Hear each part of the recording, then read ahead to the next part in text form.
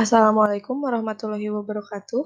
Perkenalkan, nama saya Sofi Karunia Putri dari Politeknik Pembangunan Pertanian Bogor, Program Studi Penyuluh Pertanian Berkelanjutan. Pada kesempatan kali ini, saya akan menjelaskan satu materi mengenai organisme pengganggu tanaman padi. Baik, langsung saja. Tanaman padi atau Oryza sativa L merupakan tanaman pangan yang masih satu keluarga dengan rumput berumpun. Tanaman ini telah dibudidayakan sejak beribu tahun yang lalu. Tanaman pangan ini hampir menyebar di seluruh wilayah di Indonesia karena kesesuaian kondisi lahan dan lingkungan untuk pertumbuhannya, dan juga peran masyarakat dalam mengembangkan tanaman ini. Tanaman padi tidak dapat tumbuh dengan baik tanpa adanya perawatan. Perawatan tanaman padi dilakukan pada saat pembibitan, setelah tanaman dipindah ke lahan, hingga tanaman padi dipanen. Musuh utama tanaman padi adalah pada saat pembibitan, keong mas, wereng, belalang, dan hama pengganggu lainnya. Persiapan lahan untuk pembibitan juga berpengaruh dengan tumbuhnya tanaman pengganggu atau sering disebut dengan gulma.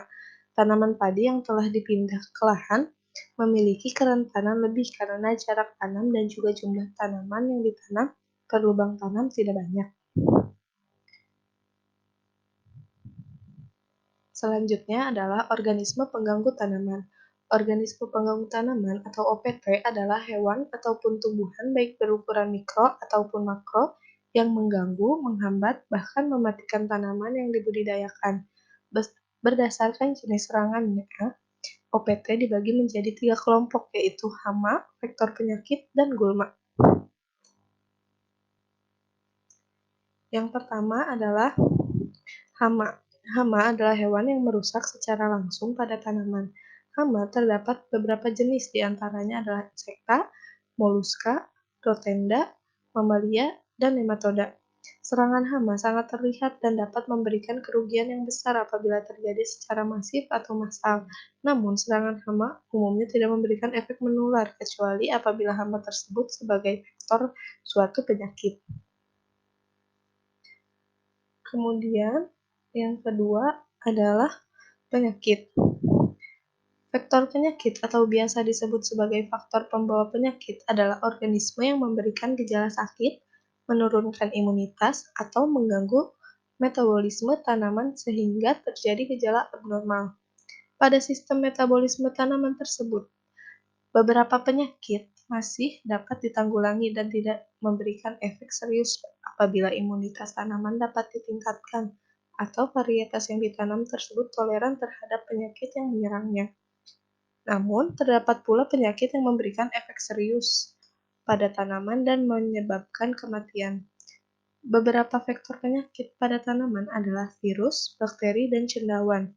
Umumnya, gejala penyakit memberikan efek menular yang sangat cepat dan sulit dibendung.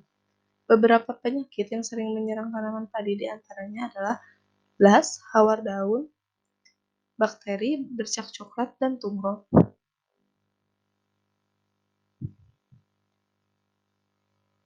Yang terakhir adalah gulma. Gulma adalah tumbuhan liar yang tidak dikehendaki tumbuhnya dan bersifat mengganggu pertumbuhan dan perkembangan tanaman yang dibudidayakan. Gulma memberikan pengaruh yang cukup signifikan pada pertumbuhan tanaman, meskipun biasanya tidak menimbulkan kematian. Gulma biasa disebut juga sebagai kompetitor penyerap nutrisi daerah perakaran tanaman. Apabila pertumbuhan gulma lebih cepat dibandingkan tanaman, maka sudah dapat dipastikan tanaman yang dibudidayakan mengalami pertumbuhan yang tidak optimal. Beberapa jenis gulma bahkan ada yang memberikan efek racun pada perakaran tanaman, seperti kandungan metabolis sekunder atau cairan pada akar alang-alang. Adapun contoh dari gulma yaitu gegajahan, eceng lembut, semanggi, jakut, dan papayungan.